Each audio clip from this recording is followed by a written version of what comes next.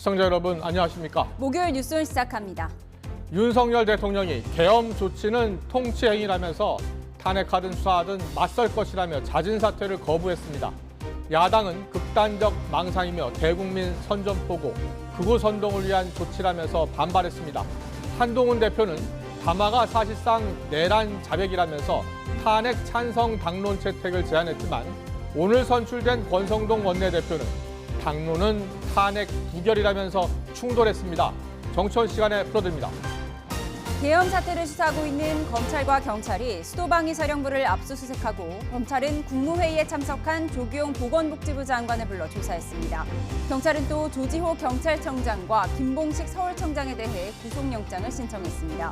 내란 수사 관련 법적 쟁점과 수사 속도 알아보겠습니다. 뉴스온 잠시 뒤에 뵙겠습니다.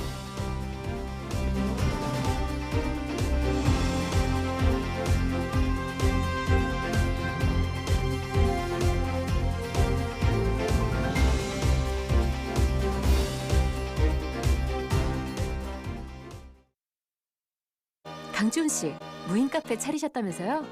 일은 누가 해요? 돈은 누가 벌어요?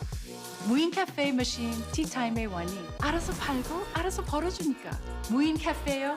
티타임 A1으로 쉽게 창업하세요. 변호사님, 네, 썬팅이 뭐예요? 코텍스. 아니요, 썬팅이 뭐냐고요.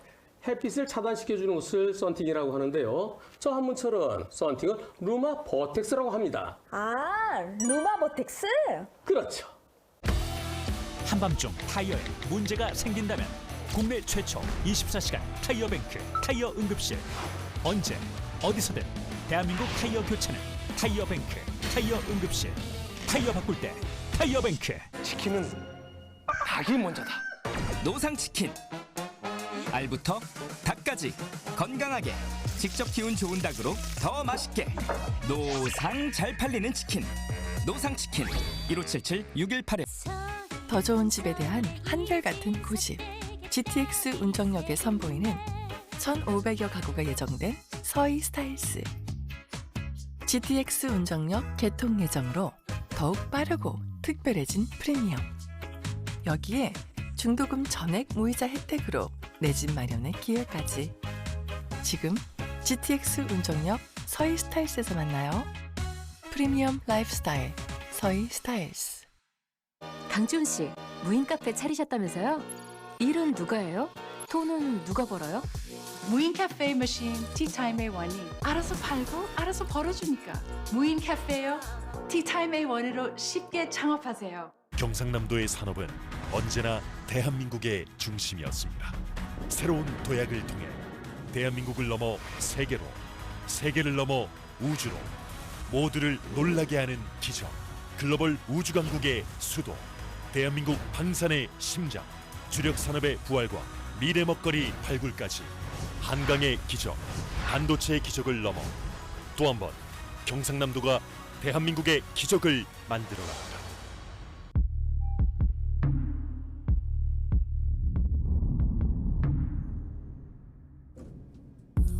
당신이 집에 들어선 그 순간부터 움직이는 순간까지 바람도 빛도 AI가 알아서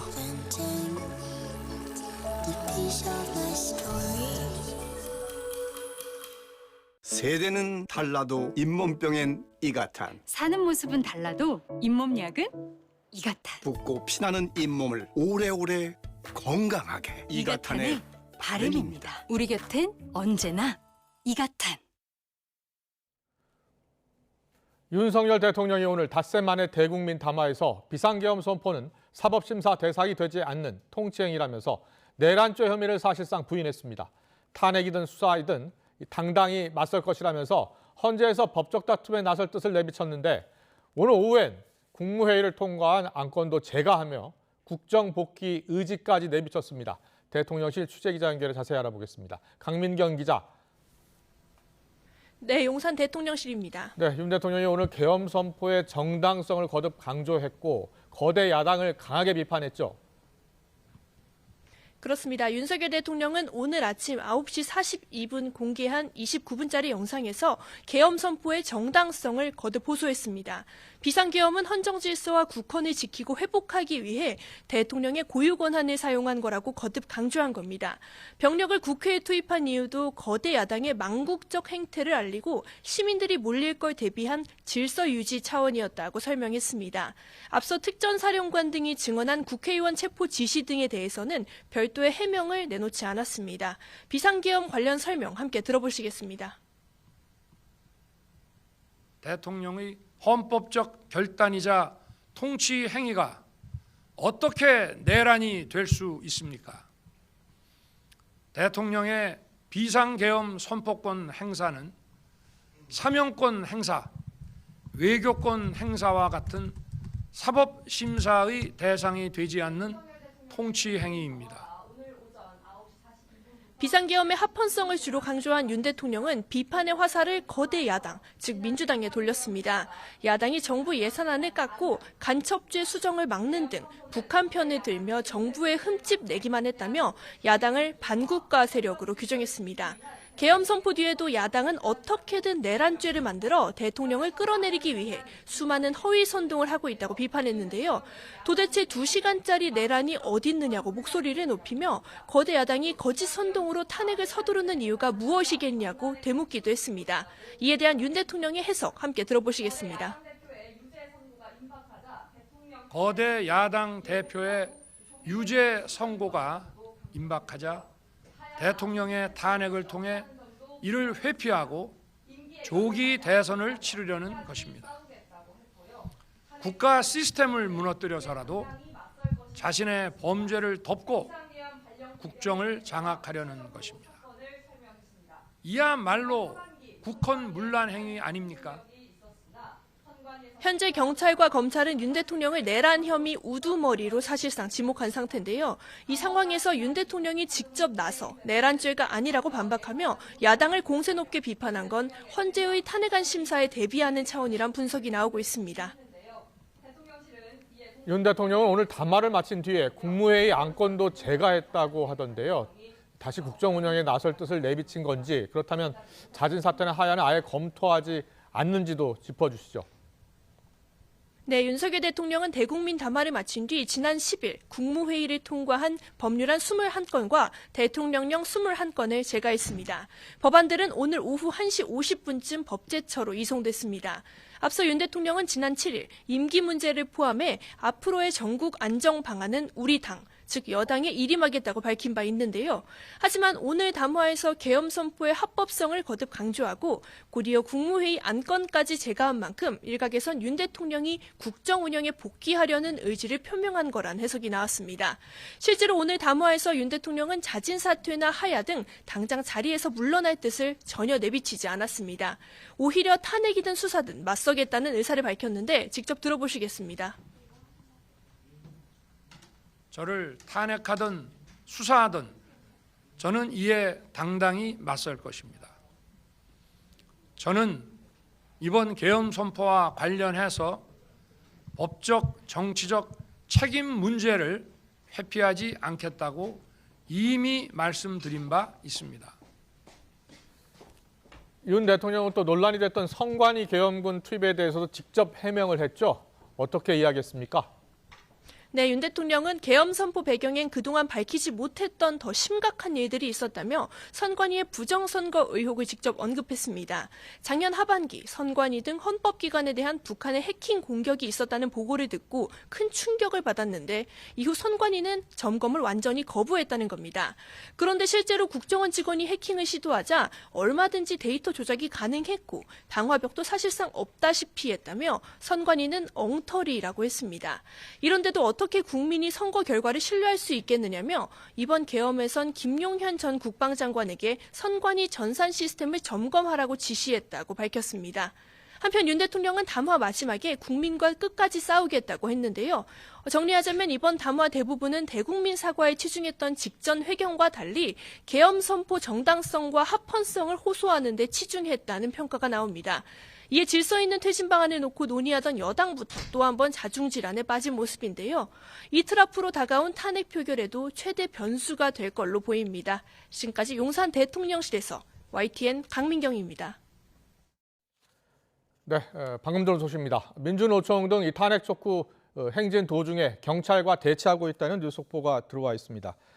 용산 남영역 인근에서 경찰과 대치를 하고 있는 상황이고요. 전 차로를 지금 점거하고 있다는 소식입니다.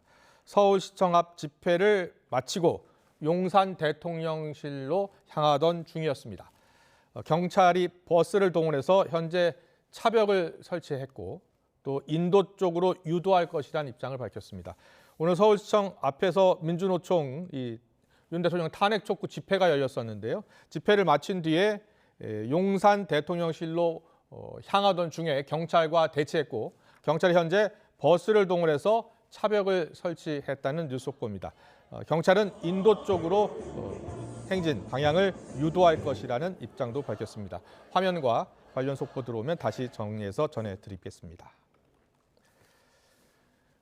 네, 국회로 가보겠습니다. 국민의힘 내에서는 윤 대통령 탄핵 찬성 입장으로 선회한 한동훈 대표와 지금 당론은 탄핵 부결이란 권성동 신임 원내대표의 입장이 엇갈리면서 내홍 조짐이 일고 있습니다. 민주당 이재명 대표는 윤 대통령의 담화는 탄핵의 필요성을 본인이 직접 증명한 것이라며 여당의 탄핵 가결 협조를 촉구했습니다. 취재기자 연결합니다. 임성재 기자. 네, 국회입니다. 네, 먼저 탄핵이든 수사든 당당하게 맞서겠다는 윤 대통령 담화에 대한 한동훈 대표의 반응부터 정리해 볼까요? 대통령 담화를 접한 한동훈 대표는 더 이상 윤 대통령은 대통령직을 수행할 수 없다고 못 박았습니다. 대통령은 군 통수권을 비롯한 국정 운영에서 즉각 배제돼야 한다는 겁니다. 그러면서 여당은 당론으로서 대통령 탄핵에 찬성해야 한다고 강조했습니다. 들어보겠습니다. 탄핵 절차로서 대통령의 직무집행을 조속히 정리해야 한다, 정지해야 한다라는 말씀드립니다. 제가 또 윤 대통령 제명과 출당을 위한 윤리위원회 소집을 지시했습니다. 한동훈 대표는 원내대표 선출을 위한 오전 의원총회에서도 이 대통령 담화는 내란 혐의를 자백한 것이라고 말했습니다. 이 과정에서 친윤계 의원들의 거센 항의를 받았습니다. 이철규, 임종득, 강명구 의원이 대표적이었습니다. 특히 이철규 의원은 이 수사 결과가 발표되지 않았음에도 이 당대표 스스로 내란죄라고 단정하는 건 서두른 감이 있다고 주장했습니다. 들어보겠습니다. 내란죄라고 이 대표님께서 단정하시는 것은 좀 서두른 감이 있지 않느냐는 생각이 들어서 드리는 말씀입니다. 이에 한 대표는 국민이 절대 용납하지 않을 거라며 다시 한번 우리 당이 대통령의 직무를 조속히 정지시키는 데 나서야 한다고 응수했습니다. 네, 오늘 여당의 원내대표 경선도 있었는데요. 신윤으로 꼽히는 권성동 의원이 선출됐습니다. 주말 대통령 2차 탄핵안 표결에 앞선 여당 내 분위기 또 전망 전해주시죠. 네, 여당 원내대표 경선에선 원조 친윤으로 불리는 권성동 의원이 과반인 72표를 득표해 새로운 원내대표로 선출됐습니다. 권 원내대표는 당선 직후 이 당의 어려운 시국을 하루빨리 정리하고 혹시 모를 대선 채비를 마친 뒤 스스로 물러나겠다고 말했습니다. 들어보겠습니다.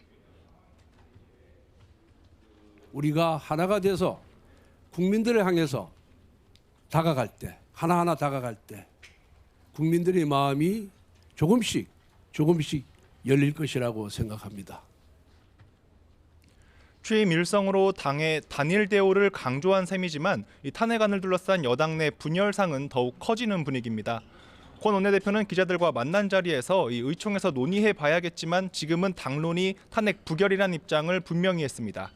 탄핵 찬성으로 선회한 한동훈 대표와는 시각 차이를 보이고 있는 겁니다. 이 때문에 관심은 이 토요일로 예정된 대통령 탄핵안 표결에 여당 이탈표가 얼마나 나올지로 쏠리고 있습니다. 여당에서 8명 이상이 찬성표를 던지면 이 탄핵안은 가결되는데 현재 김상욱, 김예지, 김재섭, 안철수, 조경태, 진종호, 한지아 의원 등 7명이 공개적으로 찬성 의사를 밝힌 상황입니다. 진종호 의원의 발언 들어보겠습니다. 찬성표를 던지려고 합니다. 대한민국의 헌법 정신과 민주주의를 수호하기 위한 결단임을 강조하고자 합니다. 표결 자체에 참석하겠다는 의원 숫자는 더 많은데 이 한 대표와 권 원내대표의 입장차 속 이 탄핵 찬반 민심이 어떻게 요동칠지 주목됩니다. 민주당은 윤 대통령의 담화는 극단적 망상을 표출한 것이라면서 탄핵 움직임에 속도를 내고 있다고요? 네, 먼저 민주당 이재명 대표는 윤 대통령의 담화에 이 많은 국민을 참담하게 만들었다고 비판했습니다. 윤 대통령의 주장과 달리 법률의 범위를 벗어난 내란 범죄 행위가 이 통치 행위가 될 수 없다고 이 목소리를 높였습니다. 이 대표의 발언 들어보겠습니다. 대통령 담화는 윤석열 대통령을 왜 즉각 직무에서 배제해야 하는지 또 직권을 중지해야 되는지를 너무나 명징하게 보여줬습니다. 김민석 최고위원도 윤 대통령 담화는 이 탄핵을 염두에 두고 변론 요지를 미리 낭독해 극우의 소유를 선동하려는 의도라고 강하게 비난했습니다. 특히 윤 대통령이 극단적 망상을 표출하는 동시에 이 불법 계엄 발동에 자백을 했다고 거세게 몰아붙였습니다. 들어보겠습니다. 실패할 계엄을 기획했다는 발언은 극단적 망상의 표출이고 불법 계엄 발동의 자백이며 대국민 선전포고입니다. 또 다른 당 관계자 역시 윤 대통령이 계엄 사태를 둘러싼 논란과 비판 여론에 객관적인 인식 자체가 결여돼 있는 것 같다고 꼬집었습니다. 윤 대통령이 이성적인 판단이 불가능한 상태로 보인다는 겁니다. 앞서 민주당 아침 지도부 회의에선 여당을 향한 압박도 이어졌습니다.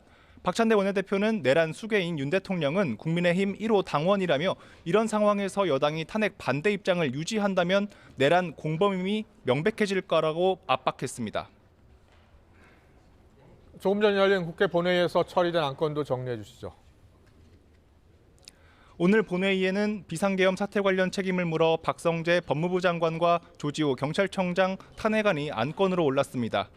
표결 결과 두 안건 모두 가결됐습니다. 이 탄핵안이 무기명으로 표결돼 개별의원의 찬반은 확인되지 않지만 여당에서 일부 이탈표가 나온 거로 풀이됩니다. 이른바 내란 특검과 네 번째 김건희 여사 특검법도 모두 통과됐습니다. 여기서도 일부 여당 의원들이 찬성이나 기권표를 던졌습니다. 다만 윤 대통령 두 번째 탄핵안은 보고되지 않았습니다. 이 민주당뿐 아니라 다른 야당 의견까지 취합하면서 이 탄핵안 준비에 시간이 걸리고 있다는 설명입니다. 새 탄핵안엔 윤 대통령의 계엄 사전 모의 그리고 국회의원 체포지시 정황 등에 대한 조사가 추가로 담길 것으로 예상됩니다. 지금까지 국회에서 YTN 임성재입니다. 경찰 특별수사단이 긴급 체포된 조지호 경찰청장과 김봉식 서울경찰청장에 대한 구속영장을 신청했습니다. 또 김용현 전 국방부 장관이 사용하던 보안폰과 관련 서버에 대한 압수수색에도 나섰습니다. 자세한 내용 취재기자 연결해 알아보겠습니다. 표정호 기자. 네, 경찰청 국가수사본부입니다. 네, 여러 수사기관에서 동시에 수사가 진행되고 있는데요. 우선 경찰 특수단이요. 경찰 수뇌부인 1, 2인자를 긴급 체포했는데 조금 전에 구속영장도 경찰 신청했다고요. 특별수사단은 내란 혐의로 긴급 체포한 조지호 경찰청장과 김봉식 서울청장에 대한 구속영장을 신청했다고 밝혔습니다. 특별수사단은 영장 신청 사실을 공지하면서 조 청장과 김 서울청장이 국회에서 한 발언과는 달리 비상계엄이 선포되기 수시간 전 윤석열 대통령과 김용현 전 국방부 장관을 만나 비상계엄과 관련한 내용을 들었다고 설명했습니다. 조 청장과 김 서울청장은 비상계엄이 선포되기 3시간 전 안전가옥을 방문해 윤석열 대통령을 만난 것으로 확인됐는데요.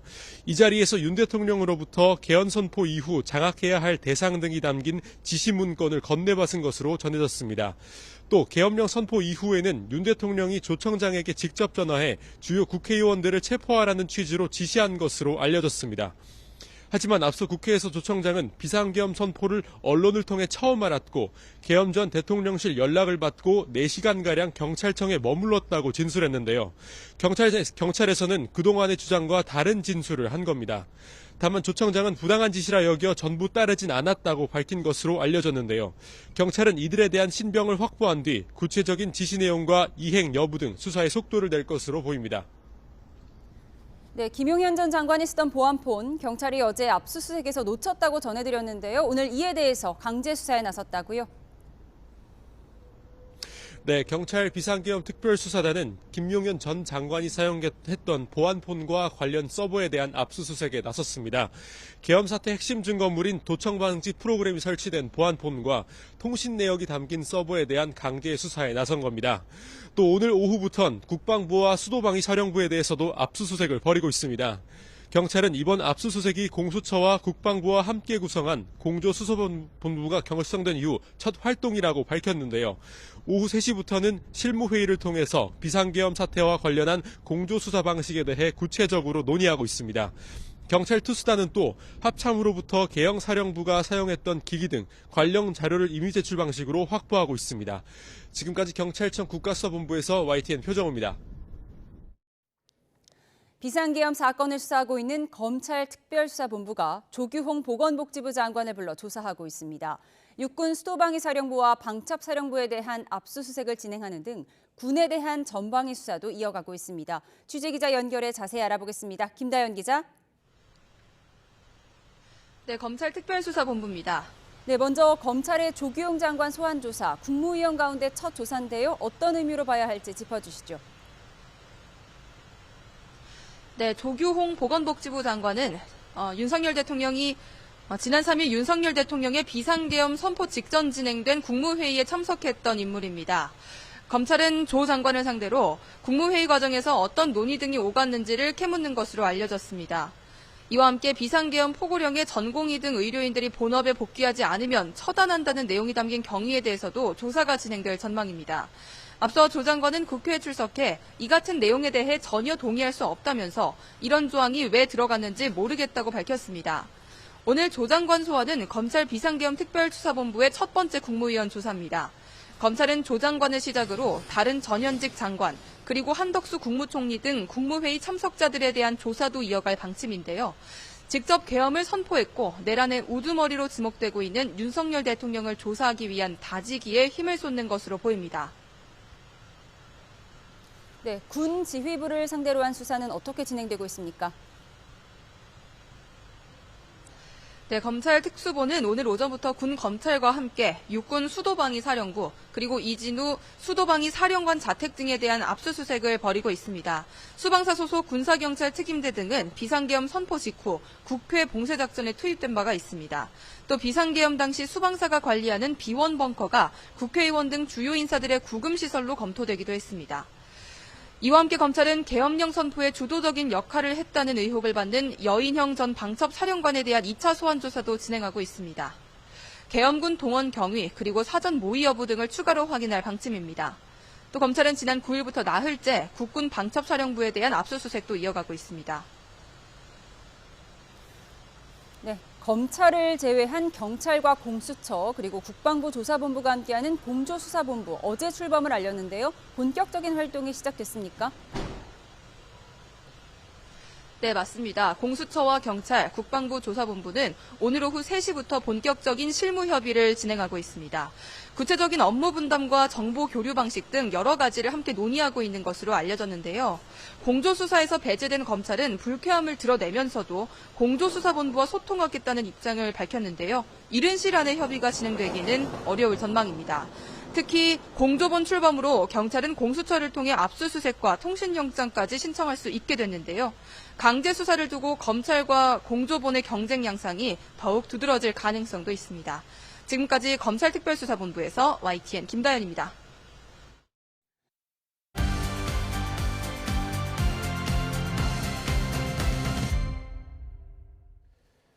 네, 정치의 겉과 속 들여다보는 정치온 시작하겠습니다. 오늘은 조청래 전 여의도 연구원 부원장, 최진 대통령 리더십 연구원장과 함께 시시각각 급변하고 있는 탄핵 정국, 또 오늘 있었던 윤 대통령 대국민 담화 위주로 분석을 해드리겠습니다. 어서 오십시오. 안녕하세요. 예, 반갑습니다. 안녕하세요. 예, 바로 들어가겠습니다. 윤 대통령의 닷새 만에 29분짜리 담화, 그 담화가 전국에 미칠 파장이 주목되고 있습니다. 왜 담화를 했는지, 또 이 탄핵 정국에 어떤 영향을 미칠지 주목이 되는데요. 윤 대통령 오늘 아침 탄핵하든 수사하든 당당히 맞설 것이라면서 대국민 담화를 발표했습니다. 먼저 주요 내용 듣고 오겠습니다. 국민들에게 망국의 위기 상황을 알려드려 헌정 질서와 국헌을 지키고 회복하기 위한 것입니다. 도대체 2시간짜리 내란이라는 것이 있습니까? 질서 유지를 위해 소수의 병력을 잠시 투입한 것이 폭동이란 말입니까? 저를 탄핵하든 수사하든 저는 이에 당당히 맞설 것입니다. 대통령의 헌법적 결단이자 통치 행위가 어떻게 내란이 될 수 있습니까? 대통령의 비상계엄 선포권 행사는 사명권 행사, 외교권 행사와 같은 사법심사의 대상이 되지 않는 통치 행위입니다. 네, 윤 대통령이 닷새 만에 입장 표명을 했는데요. 일단 내란 혐의 관련해서 부인을 했고 탄핵에 적극 대응하겠다는 그런 입장을 밝힌 것 같습니다. 오늘 윤 대통령이 닷새 만에 왜 담화를 했을까요? 그 1차 담화에 비해서 상당히 자세하게 예. 그 이유, 계엄 선포 이유와 그 과정에 대해서 설명을 했거든요. 제가 그걸 보면서 느낀 것은 대통령께서 이 부분에 대한, 이 문제에 대한 기본 대응 전략 기조를 정한 것 같다 이 얘기입니다. 그러니까 밀려서 하야를 하거나 임기 단축을 하지 않겠다. 그렇다면 탄핵이라도 받아들이겠다. 이 기조를 정하고 나니까 이 부분에 대해서 일방적 주장이 난무하는 부분을 용인할 수 없다. 그래서 대국민 설득에 나선 걸로 보여지고 있고요. 제가 보기에는 탄핵 가결 이후에 헌재에서 다툴 법리상의 문제, 내란제 구성이라든가 국가 비상사태가 그리고 규정할 수 있느냐 이 등등에 대해서 명확한 입장을 설명하려고 하신 것 같습니다. 예. 최진 원장님께서는 대통령 리더십 연구원장이 있으니까 이 대통령 학에 대해서 더 많이 아실 텐데 윤 대통령이 닷새 전 대국민 담화와 오늘 담화는 길이도 다르고 내용도 다릅니다. 네. 왜 이 담화를 했고 어떤 배경이 있을까요? 첫 번째 담화는 대통령의 본 뜻은 아니었다고 봅니다. 상황이 워낙 엄중했기 때문에 잠시 숨을 골랐고 오늘 했던 이제 담화가 진짜 윤석열 대통령의 속뜻이라고 보는데요. 당에 일임하겠다라는 지난번 담화와 그것은 뭐 일시적인 어떤 상황 뭐 회피랄까요? 모면 차원이 있고 지금 차원은 이제 진짜 제 뜻을 밝히겠다 대통령이 그래서 마침내 반격이 시작됐구나라는 저는 느낌을 받았습니다. 윤 대통령의 반격이라고 보세요? 윤석열 대통령 반격이 시작됐고 상당히 그동안 논리라든 여러 가지 상황을 재정비해서 단단히 작심하고 나왔구나. 앞으로 담화 이후로는 친윤계뿐만 아니라 모든 보수 진영이 총궐기하라라는 메시지를 공개적으로 던진 그런 어떤 비장한 신호탄을 쏘아 올린 그런 담화로 저는 보았습니다. 탄핵이든 수사든 당당히 맞서겠다. 자진사퇴 하야 요구는 사실상 거부한 것으로 봐야 되겠죠? 네, 그렇습니다. 처음이나 지금까지 자진하야라든지 조기 퇴진할 의향은 전혀 없었다라는 건 이제 이번에 나타났고요. 그래서 최악의 경우에 탄핵을 받더라도 오히려 그 탄핵을 역이용해서 어떤 본인의 의지를 천명을 하고 또 계속 법정 투쟁을 하겠다라는 전략을 확고하게 세운 것 같습니다. 그렇군요. 네.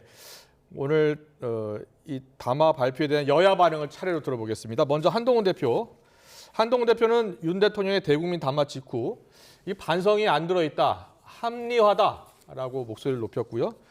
이 과정에서 이철규 의원과 또 충돌하는 모습도 보였고 그 이후로 또 새 원내대표로 친윤계 권성동 의원이 또 선출이 됐습니다. 세 사람의 목소리를 차례로 듣고 여당 움직임 이야기해 보겠습니다.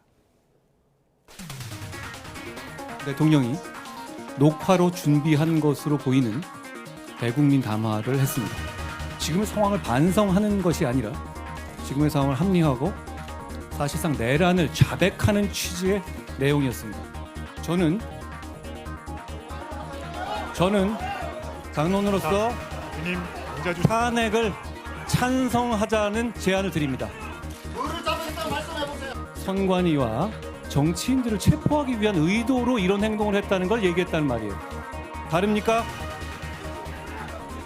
자, 일어나서 반말하지 마시고. 수사 결과도 발표되지 않고 또한 재판이 진행되지 않았음에도 불구하고 정치적으로 부적절한 행위 또한 일부의 실정법에 저촉되는 부분이 있는 것으로 보이는 부분이 있습니다만은 내란죄라고 이 대표님께서 단정하시는 것은 좀 서두른 감이 있지 않느냐는 생각이 들어서 드리는 말씀입니다. 그래서 의원들과 한마디 상의를 하고 그러한 결정을 하시든 또는 발표를 하시든 하는 것이 민주적 절차에 맞는 것이라 생각을 합니다. 이제 정말 우리는 하나가 되어야 됩니다. 하나가 되기 위해서는 서로의 의견을 끝까지 듣는 그런 힘과 아량을 가져야 됩니다. 그리고 민주 절차에 맞게 또 건전하게 비판을 해야 합니다. 오목한 시기이지만 우리가 하나가 돼서 국민들을 향해서 다가갈 때, 하나하나 다가갈 때 국민들의 마음이 조금씩 열릴 것이라고 생각합니다. 네, 국민의힘이 친한계, 친윤계의 갈등이 계속 이어지는 것 같고요. 네. 권성동 원내대표, 신임 원내대표와 한동훈 대표의 충돌이 아주 극명하게 드러나는 오늘 하루 모습이었습니다. 당이 어떻게 가고 있는 것 같습니까, 지금? 이게 당내에서 볼 때는 예. 한동훈 대표의 발언이 너무 좀 빠르다 이렇게 보는 측면이 있어요. 그러니까 오늘도 자백했다라는 표현을 썼잖아요. 대통령께서 나중에 헌법재판소라든가 혹은 각종 수사에 대비해서 법리를 다툴 부분이 오늘 대국민 담화에 들어가 있습니다. 그렇죠? 근데 어떤 부분이 자백을 했다고 한동훈 대표께서 보셨는지에 대해서 이게 당내 구성원들 중에 이제 불만을 가지는 분들이 있을 수가 있고요. 처음에 대통령께서 저 비상계엄 사태하고 난 뒤에도 반헌법적이라고 바로 치고 나왔지 않습니까? 대개는 정부의 반응에 대해서 집권 여당의 대표는 국민 정서에 맞지 않다, 시대 정신에 맞지 않다 정도로 나오지 법률 위반이다, 반헌법적이다 이렇게 치고 나오지는 않거든요. 그래서 한동훈 대표의 발언이 지금 국민의힘 구성원들의 말이나 마음을 그대로 대변하는 건 아닙니다. 이런 부분에서 충돌의 양상이 있을 수 있고요. 지금 이제 사실은 아까도 말씀드렸지만 대통령께서 이제 탄핵 소추까지 생각해서 정면 승부를 하겠다. 임기 단축 없다, 하야 없다 이렇게 가고 있기 때문에 이 문제와 관련해서는 당내에서 논란의 여지가 사실은 제가 볼 때는 많이 없어졌다고 보는 것이고요. 그것보다는 탄핵 정국 혹은 그 이후에 당의 운영이나 리더십 문제와 관련해서 다른 구상이 지금 사전포석 차원에서 제기되고 있는 거다 이렇게 저는 봐요. 아, 그래요? 예. 탄핵 정국에서 리더십의 교체도 지금 생각하고 있다고 보세요? 저는 그렇다고 봅니다. 한동훈 대표가 이미 윤리위원회를 소집을 해서 출당이나 제명까지를 고려한 그 윤리 심사를 좀 촉구를 했기 때문에요.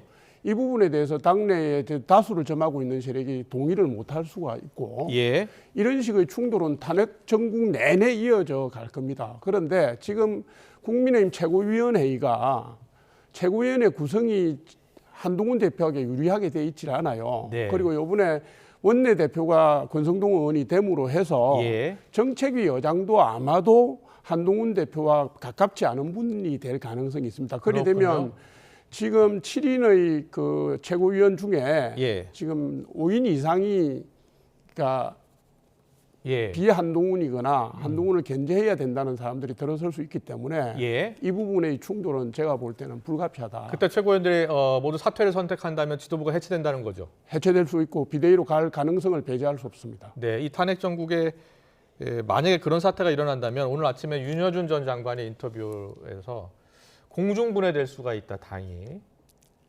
이렇게 내다봤는데 만약에 그런 사태가 일어난다면 지금 당내 친한계로 분류되는 한 20분의 의원들의 거치가 굉장히 복잡해지는 거죠. 그런 수는 있습니다. 그럴 수가 있고 지금 어찌됐든 탄핵 헌법재판소의 결정이 최대 6개월 정도 걸릴 것 같은데요. 왜냐하면 헌법재판관의 지금 공석이 지금 3분이고 4월이 되면 또 2분이 그만두지 않습니까? 민주당이 이때까지 헌법재판관의 임명에 대해서 상당히 부정적으로 이 부분을 활용해 왔기 때문에 지금 헌법재판소가 당장 탄핵 심판에 돌입한다 하더라도 박근혜 대통령처럼 3개월 이내에 끝나긴 힘들어 보여요. 그럼 길면 최대 6개월까지 갈 수 있고 그 이후에 대선까지 하면 8개월을 가는데 최대 8개월 아닙니까? 그 과정에서 법리적으로 다툴 부분, 이게 긴 싸움이란 말입니다. 이 과정에서 지금 한동훈 대표가 보이고 있는 것은 그러니까 이 부분을 국민의힘 차원에서 유리하게 아니면 뭐 방어적으로 이렇게 가는 게 아니라 민감하게 중도층 민심을 대변하는 쪽으로 가고 있거든요. 그래서 그게 틀렸다고 제가 얘기하는 건 아닙니다. 그럴 수 있습니다. 그런데 이 부분들이 당내에서 끊임없이 충돌, 갈등을 일으킬 소지가 있고 그것이 당권에 대한 문제로 비할 가능성은 배제할 수 없다. 이 말씀을 제가 드립니다. 그렇군요. 이 지도부 해체 비대위 체제의 가능성 이야기가 사실 며칠 전부터 나왔거든요. 추경호 원내대표가 그만두고 또 권성동 원내대표가 친윤계의 좌장격이란 말이에요. 조청래 부원장께서는 리더십 교체의 가능성도 이야기하고 있거든요. 그렇게 보세요? 예, 비슷하게 봅니다. 아, 그래요? 그러니까 두 분 말씀 종합해보면 오늘이 이제 2024년 12월 12일이 이 계엄 정국의 아주 중요한 날이라고 봅니다. 일단 윤석열 대통령과 친윤계가 합동으로 한동훈 대표 측을 향해서 대반격을 가한 날이라고 보는 거죠. 근데 왜 하필 12월 10일입니까? 12. 이 군사발레 45주년인데 왜 하필 이 날이 우연인지 모르겠지만은 저는 그게 상당히 좀 기분이 묘합니다. 거기다가 오늘 바로 이제 원내대표를 뽑았는데 친윤계 중에서도 완전히 돌격되지 않게 여긴 권성동 5선 국회의원이 됐지 않습니까? 거기다가 표 결과가 어떻게 됐습니까? 72대 34입니다. 말하자면 친윤계가 친한파보다 2배 이상 더 많이 나왔거든요.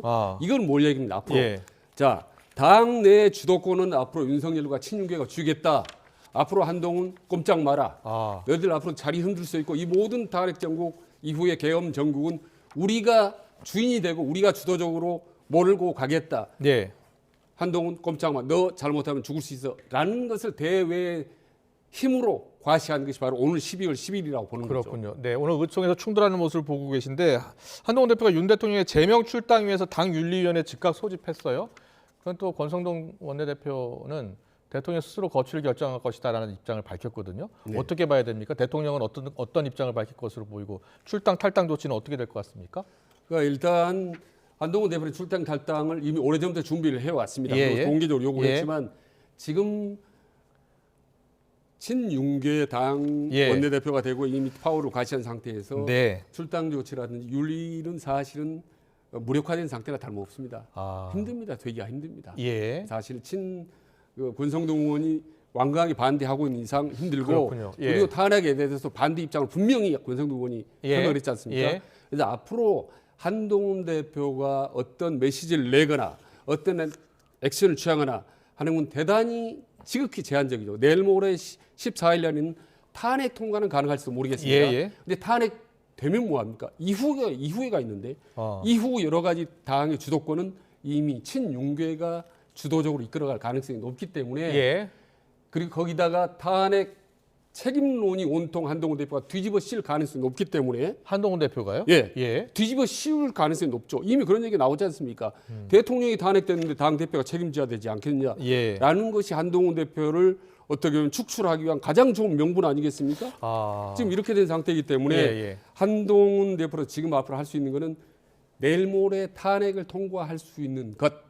지금 7명까지 동의했기 때문에 1명만 플러스 하면 이제 탄핵이 통과되지 그렇습니다. 않습니까? 그거 할 수 있는 외에 그 이후만 하더라도 한동훈 대표 첩첩산중이죠. 그 이후 정국, 그 이후 국민의힘은 어떻게 될 것 같습니까? 분당 되는 겁니까?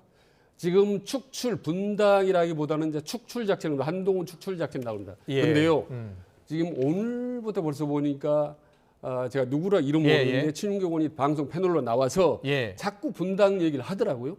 그래요? 사실은 분당은 지금 바로 어떻게 한동훈 축출인데 분당 얘기를 자꾸 하는 걸 보면 공론화하고 분당 쪽으로 몰아가요. 다만 소수를 축출하는 한동훈계만 몰아내는 어떤 축출이지 사실 형태는 외형은 분당이지만 사실은 한동훈계 쪽으로 몰아내는 그런 쪽의 작전이 이미 방송이라든지 실질적으로 저는 작동이 됐다고 봅니다. 홍준표 시장이 어제 SNS에 한동훈 대표에게 탄핵 찬성하고 당을 나가라 이렇게 이야기했잖아요. 실제로 분당 가능성도 지금 있는 거예요? 그렇게 보세요?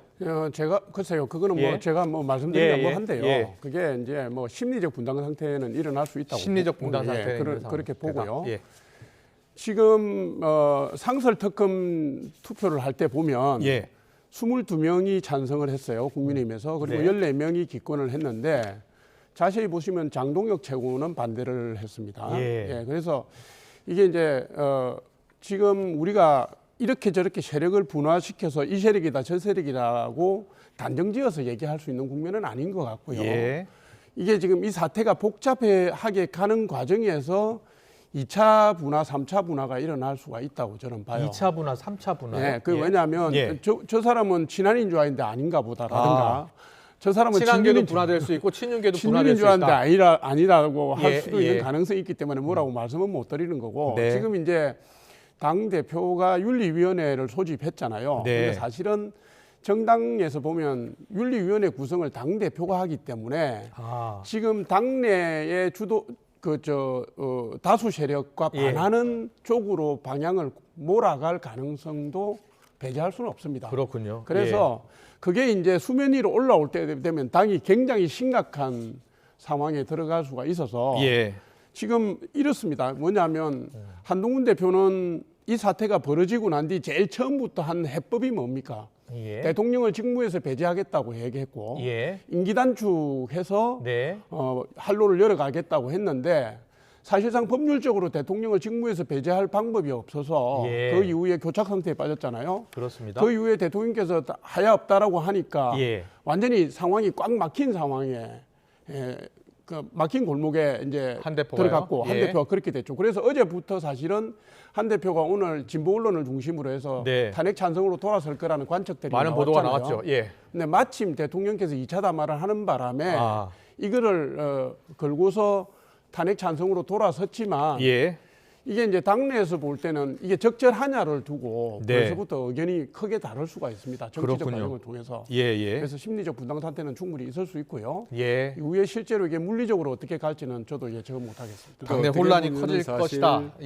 한동훈 대표가 윤석열 대통령에게 사실은 뒤통수를 맞은 셈이죠. 결과적으로 당이 위임할 뜻이 없었고 애당초에 파야할 뜻이 전혀 없었던 건데 그걸 믿고 기자회견까지 한두 수 했다가 결과적으로 뒤통수를 맞아버린 셈이죠. 그렇게도 해석이 될 수 있다.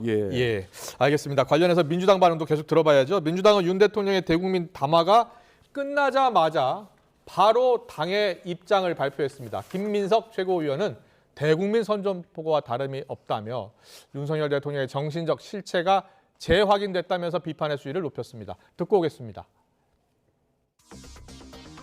오늘 오전 담화로 이 시간 현재 윤석열의 정신적 실체가 재확인되었습니다. 헌정 수호를 위해 헌법과 법률을 위반하고 실패할 계엄을 기획했다는 발언은 극단적 망상의 표출이고 불법 계엄 발동의 자백이며 대국민 선전포고입니다. 이미 탄핵을 염두에 두고 헌재 변론 요지를 미리 낭독해 극우의 소요를 선동한 것입니다.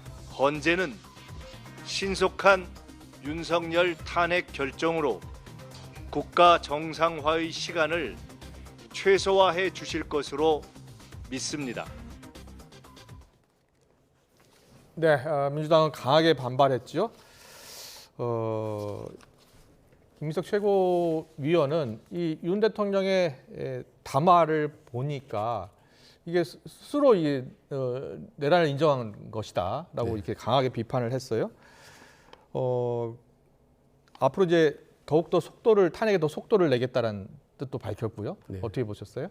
그러니까 윤석열 대통령의 입에서 정말 광란의 갈춤이라는 얘기가 대통령 입으로 나올 줄 몰랐습니다. 저는 역대 대통령 중에 수많은 발언 중에 오늘처럼 그렇게 초고강도의 발언을 본 적이 없고요.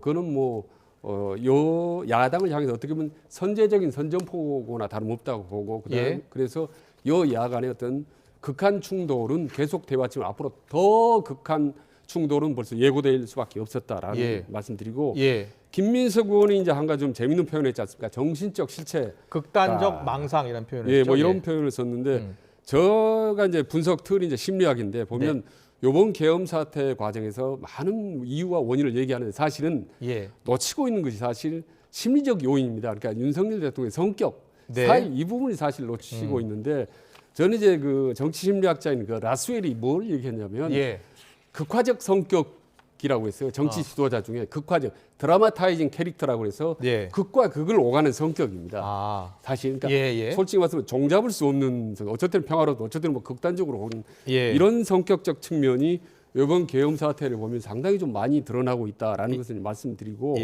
그리고 하나만 말씀드립니다. 아까 심리적 분당 말씀하셨는데 이미 심리적으로 분당한 사람들이 많이 있지 않습니까? 안철수도 있고 그다음에 뭐 유승민도 있고 어떻게 보면 조경태도 있고 그런데 자 그러면 한동훈 대표가 심리적 분당을 한다. 혹은 그럼 누구하고 정치를 하는 거죠? 이 국민의힘은 윤석열 대통령 그다음 친윤계 그다음에 누가 있습니까?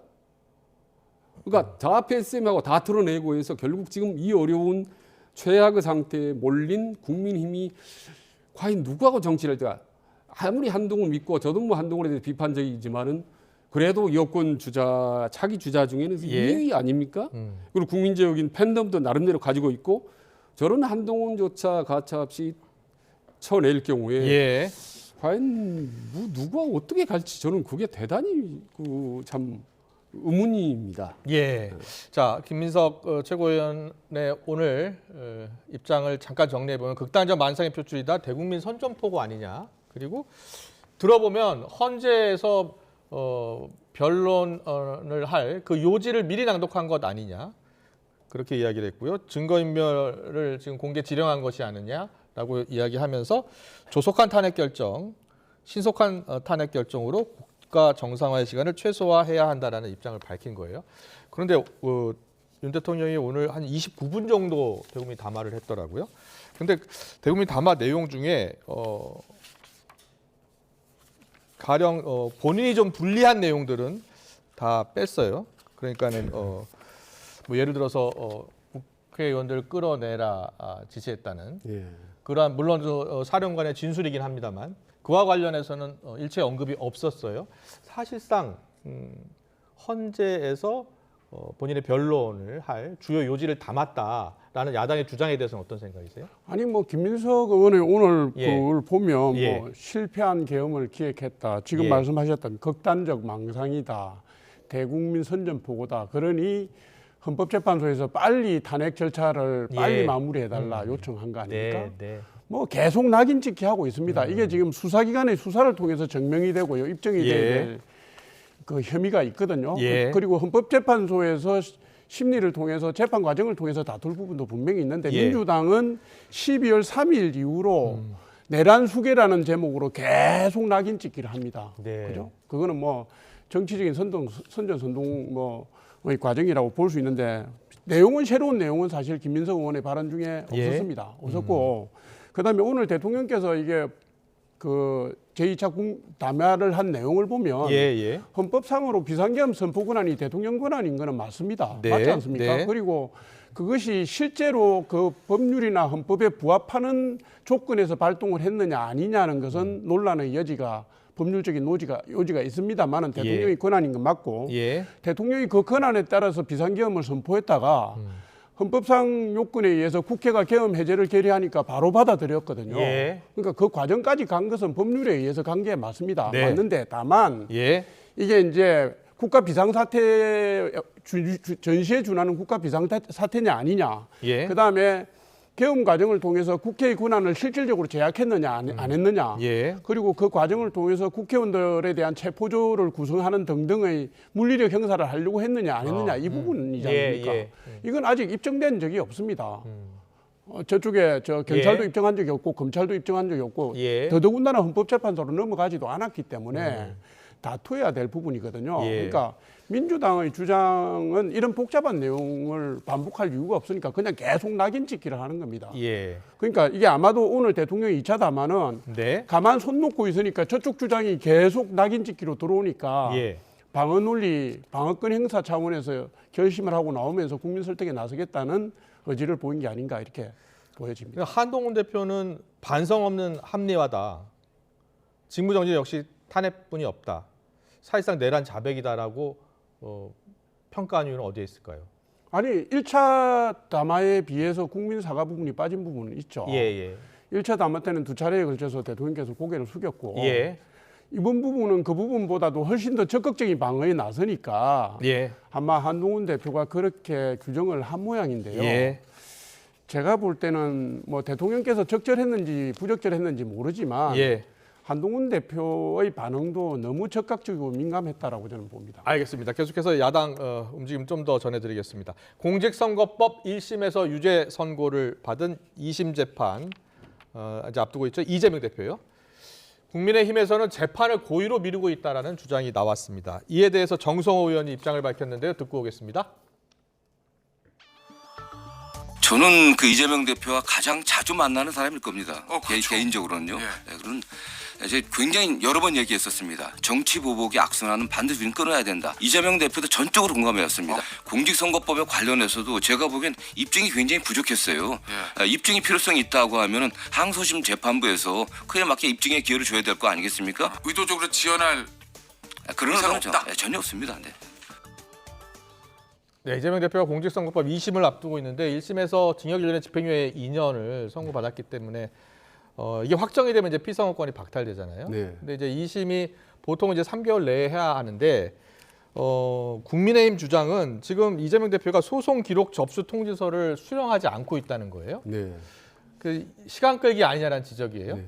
어떻게 그 들으셨어요? 주장은 일리가 있다고 봅니다. 물론 예. 지금 이재명 대표와 민주당 입장에서는 재판은 최대한 미루고 대선은 좀 가능한 한 빨리 했으면 좋겠다라는 예.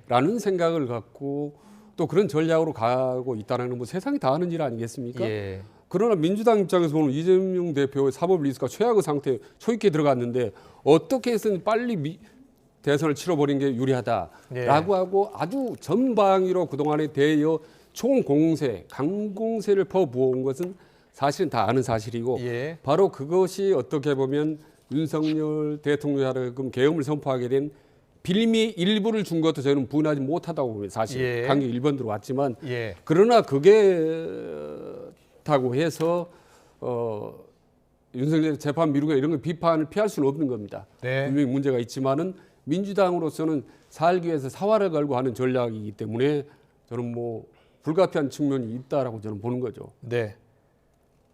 어떻게 들으셨어요?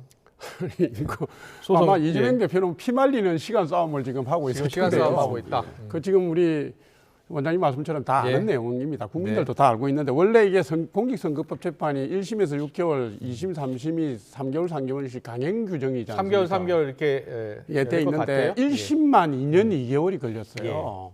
그러니까 민주당이 총력을 다해서 재판 지연을 한 겁니다. 그리고 지금도 항소심으로 넘어가고 있는데 아까 얘기했던 소송 기록을 뭐 접수를 안 한다든가 변호인단 구성을 지금 안 하고 있다든가 이거는 명백히 재판 지연 전략이거든요. 그런데 정성호 의원이 이런 말을 했지 않습니까? 입증할 기회를 줘야 된다. 허위사실 공표죄는 비교적 단순한 것이고요. 그리고 이미 채집 증거나 정인들이 분명히 나와 있기 때문에 입증하는 게 복잡하지 않습니다. 지금까지도 그럼 입증하는데 시간이 모자라서 2년 2개월을 했습니까? 저는 저게 이제 이재명 대표의 피말리는 시간 싸움을 대변한 민주당의 고충이라고 봐요. 알겠습니다. 그리고 오늘 자녀 입시 비리 혐의로 기소된 조국 대표요. 징역 2년이 최종 대법원에서 확정이 됐는데요. 입장을 밝혔습니다. 듣고 오겠습니다. 오늘 대법원 선고를 무거운 마음으로 받아들입니다. 여러분과 약속했던 염원을 완성하지 못한 채 잠시 떠나게 되었습니다. 이번 선고를 겸허히 받아들입니다. 저는 국회에서 그 불씨에 숨을 불어넣지는 못하더라도 불씨를 지키는 5천만 국민 중에 한 사람으로 남을 것입니다.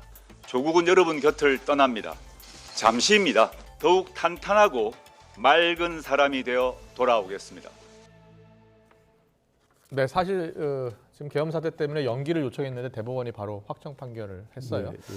조국 대표의 정치적 운명은 어떻게 될까요?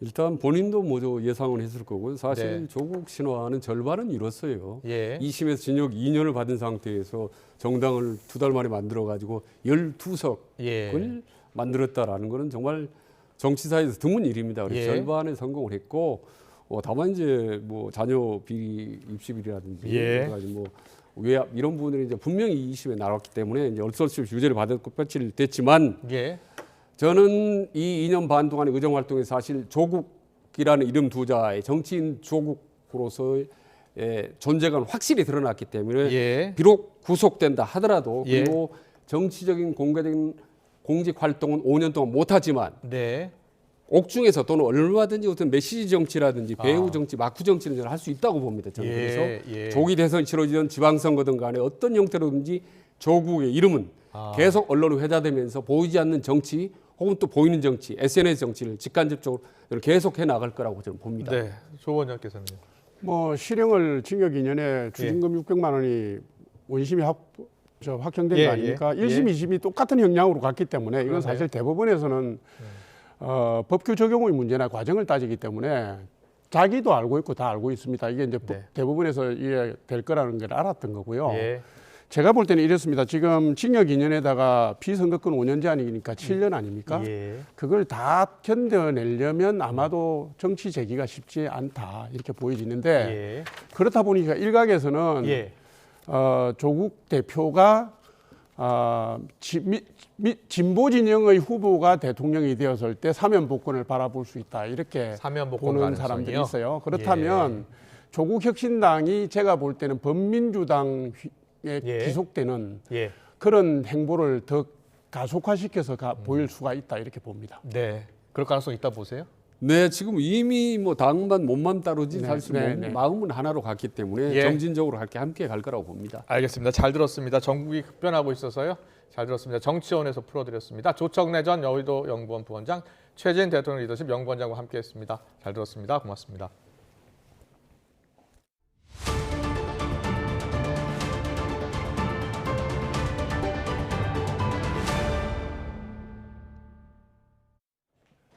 경찰 특별수사단이 긴급 체포된 조지호 경찰청장과 김봉식 서울경찰청장에 대한 구속영장을 신청했습니다.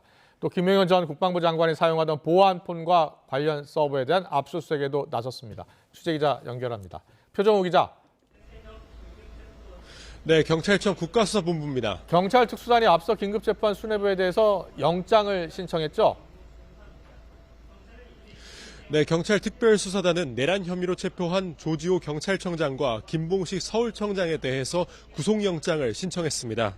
특수단은 조 청장과 김 서울청장이 국회에서 발언한 것과 달리 비상계엄이 발령되기 수시간 전에 윤석열 대통령과 김용현 전 국방부 장관을 만나 비상계엄 관련 내용을 들었다고 설명했습니다.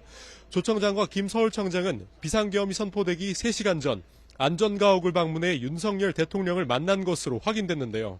이 자리에서 윤 대통령으로부터 계엄 선포 이후 장악해야 할 대상 등이 담긴 지시 문건을 건네받은 것으로 전해졌습니다. 또 계엄령 선포 이후에는 윤 대통령이 조 청장에게 직접 전화해 주요 국회의원들을 체포하라는 취지로 지시한 것으로 알려졌습니다. 하지만 앞서 국회에서 조 청장은 비상계엄 선포를 언론을 통해 처음 알았고 계엄 전 대통령실 연락을 받고 4시간가량 경찰청에 머물렀다고 진술했는데요. 경찰에서는 그동안의 주장과 다른 진술을 한 겁니다. 다만 조 청장은 부당한 지시라 여겨 전부 따르진 않았다고 밝힌 것으로 알려졌는데요. 경찰은 이들에 대한 신병을 확보한 뒤 구체적인 지시 내용과 이행 여부 등 수사에 속도를 낼 것으로 보입니다. 경찰이 김용현 전 장관이 쓰던 보안폰에 대해서 강제 수사에 나섰다고요? 네, 경찰 비상계엄 특별수사단은 국방부와 수도방위 사령부에서 김용현 전 장관이 사용했던 보안폰과 관련 서버에 대한 압수수색에 나섰습니다. 계엄 사태 핵심 증거물인 도청 방지 프로그램이 설치된 보안폰과 통신 내역이 담긴 서버를 확보하겠다는 방침입니다. 경찰은 이번 압수수색이 공수처와 국방부와 함께 구성한 공조수사본부가 결성된 이후 첫 활동이라 밝혔습니다. 경찰 특수단은 이와 함께 합참으로부터 계엄 사령부가 사용했던 기기 등 관련 자료를 임의 제출 방식으로 확보하고 있습니다. 지금까지 경찰청 국가수사본부에서 YTN 표정우입니다. 비상계엄 사건을 수사하고 있는 검찰 특별수사본부가 조규홍 보건복지부 장관을 불러 조사했습니다. 육군 수도방위 사령부와 방첩 사령부에 대한 압수수색을 진행하는 등 군에 대한 전방위 수사도 이어가고 있습니다. 취재기자 연결해 자세히 알아보겠습니다. 김다연 기자. 네, 검찰 특별수사본부입니다. 네, 먼저 검찰의 조규홍 장관 소환 조사 어떤 의미로 봐야 할지 짚어주시죠. 네, 조규홍 보건복지부 장관은 지난 3일 윤석열 대통령이 비상계엄을 선포하기 직전 열린 국무회의에 참석했던 인물입니다. 검찰은 오늘 조 장관을 상대로 당시 국무회의에서 어떤 내용이 오갔는지 등을 확인한 것으로 보입니다. 이와 함께 비상계엄 포고령에 전공의 등 의료인들이 본업에 복귀하지 않으면 처단한다는 내용이 담긴 경위에 대해서도 조사가 이루어졌을 것으로 보입니다. 조 장관은 오늘 오후 2시 반쯤 조사를 마치고 취재진을 피해 청사를 빠져나간 것으로 파악됐습니다. 오늘 조 장관 소환은 검찰 비상계엄 특별수사본부의 첫 번째 국무위원 조사입니다. 검찰은 조 장관을 시작으로 다른 전현직 장관 그리고 한덕수 국무총리 등 국무회의 참석자들에 대한 조사도 이어갈 방침인데요. 직접 계엄을 선포했고 내란의 우두머리로 지목되고 있는 윤석열 대통령을 조사하기 위해 다지기 작업에 힘을 쏟는 것으로 보입니다. 네, 군 지휘부를 상대로 한 수사는 어떻게 진행되고 있습니까? 네, 검찰 특별수사본부는 오늘 오전부터 군 검찰과 함께 육군 수도방위 사령부 그리고 이진우 수도방위 사령관의 자택 등을 압수수색하고 있습니다. 수방사 소속 군사경찰 특임대 등은 비상계엄 선포 직후 국회 봉쇄 작업에 투입된 바가 있고요. 비상계엄 당시 수방사가 관리하는 비원 벙커가 국회의원 등 주요 인사들의 구금시설로 검토되기도 했습니다. 이와 함께 검찰은 계엄령 선포에 주도적 역할을 했다는 의혹을 받는 여인형 전 방첩 사령관에 대한 2차 소환 조사도 진행하고 있는데요. 계엄군의 동원 경위 그리고 사전 모의 여부 등을 추가로 확인할 방침입니다. 또 검찰은 지난 9일부터 나흘째 국군 방첩 사령부에 대한 압수수색도 이어가고 있습니다. 네, 어제 출범을 알린 공조수사본부도 본격적인 준비 작업에 나섰죠. 네, 맞습니다. 공수처와 경찰 그리고 국방부 조사본부는 오늘 오후 3시부터 본격적인 실무 협의를 진행하고 있습니다. 구체적인 업무 분담 내용과 또 어떻게 정보를 교류할지 등을 자세히 논의하는 것으로 알려졌는데요. 공조수사에서 배제된 검찰은 불쾌함을 드러내면서도 공조수사본부와 소통하겠다는 입장을 밝혔는데요. 다만 이른 시일 안에 협의가 진행되긴 어려울 전망입니다. 특히 공조수사본부 출범으로 경찰은 공수처를 통해 압수수색과 통신영장을 신청할 수가 있게 됐는데요. 강제수사를 두고 검찰과 공조수사본부의 경쟁 양상이 더욱 뚜렷해질 가능성도 있습니다. 지금까지 검찰특별수사본부에서 YTN 김다현입니다. 네, 윤석열 대통령 오늘 담화를 발표했죠. 계엄 선포는 대통령으로서 통치 행위라면서 내란도 사법심사 대상도 아니라고 주장했습니다. 탄핵하든 수사라든 끝까지 싸우겠다면서 물러날 뜻이 없음을 분명히 했습니다. 헌재에서 법적 다툼을 하겠다는 뜻으로도 풀이됩니다. 오늘 검경 수사 속보와 함께 알아보겠습니다. YTN 김영수 기자, 손수호 변호사와 함께 긴급 담화 내용과 계엄 수사 상황 조목조목 따져보겠습니다. 어서 오세요. 어서 오십시오. 네, 어서 오세요. 네, 먼저 손수호 변호사께 물어보겠습니다. 오늘 대통령 담화가 내란을 부인하고 있고요. 그죠? 네. 그리고 탄핵 소추가 들어와더라도 대응하겠다, 법적 다툼을 하겠다 이렇게 읽히죠? 그렇습니다. 예. 제 귀에 가장 강력하게 꽂힌 단어는 맞서겠다입니다. 맞서겠다. 네, 예. 맞서겠다고 했거든요. 예. 이것은 정치적으로도 또한 법적으로도 본인의 행위에 잘못이 없다는 확신을 적어도 대외적으로는 하고 있는 것이 아니라는 생각이 들고요. 따라서 앞으로 굉장히 법적인 부분에 논란이 생기거나 아니면 논란까지는 아니더라도 양측의 공방이 치열하게 펼쳐질 것으로 예상됩니다. 발언을 하나씩 살펴볼 텐데 제일 먼저 눈에 띄는 표현이 비상계엄 선포는 통치행위다 이 부분이었습니다. 녹취를 준비했는데요. 먼저 듣고 와서 대담 이어가겠습니다. 하루가 멀다 하고 다수의 힘으로 입법 폭거를 일삼고 오로지 방탄에만 혈안되어 있는 거대 야당의 의회 독재에 맞서 대한민국의 자유민주주의와 헌정 질서를 지키려 했던 것입니다. 그 길밖에 없다고 판단해서 내린 대통령의 헌법적 결단이자 통치 행위가 어떻게 내란이 될 수 있습니까? 대통령의 비상계엄 선포권 행사는 사명권 행사, 외교권 행사와 같은 사법심사의 대상이 되지 않는 통치 행위입니다. 네, 통치행위라는 단어가 나왔어요. 통치행위. 비상계엄령 선포는 통치행위다. 네, 그렇습니다. 예. 일단 사법심사의 대상이 되지 않는다는 주장을 한 것인데요. 이 통치 행위 개념에 대해서는 그동안 우리 사법부, 특히 대법원과 헌법재판소에서 여러 차례 판단을 내린 바가 있습니다. 그렇군요. 예. 그래서 그 흐름을 짧게 간단하게 좀 말씀을 드리면 네.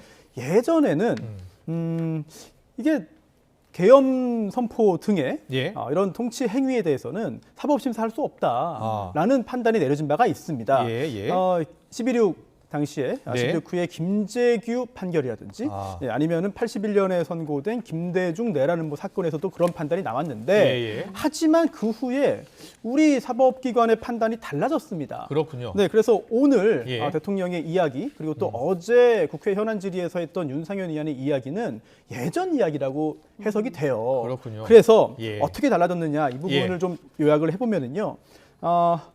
비록 고도의 정치성을 띈 국가 행위인 통치 행위라 하더라도 이게 국민의 기본권에 영향을 미칠 경우에는 사법심사의 대상이 된다라는 입장이 헌법재판소의 96년 김영삼 전 대통령의 금융실명제 관련한 대통령 긴급재정경제명령에 관한 판단이 있었고요. 그렇군요. 네, 그리고 또 그 후에도 전두환 노태우 신군부에 대한 대법원 판결이 있었는데 예. 관련 그래픽을 좀 띄워주시면 좋겠습니다. 네. 대법원 전원합의체 판결이요. 1997년 판결을 좀 보도록 하겠습니다. 그렇습니다. 그 당시에 대법원도 이렇게 판단한 적이 있어요.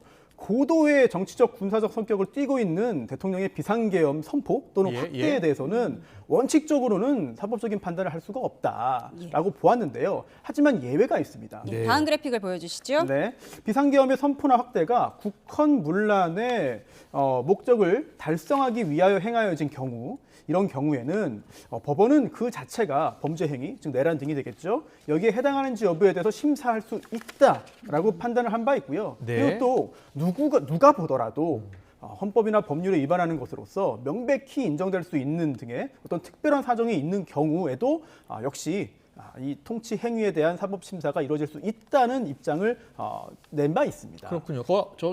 문구를 잠깐 볼게요. 폭력에 의해 헌법기관 권능 행사를 불가능하게 하는 정권 장악 행위는 용인될 수 없음.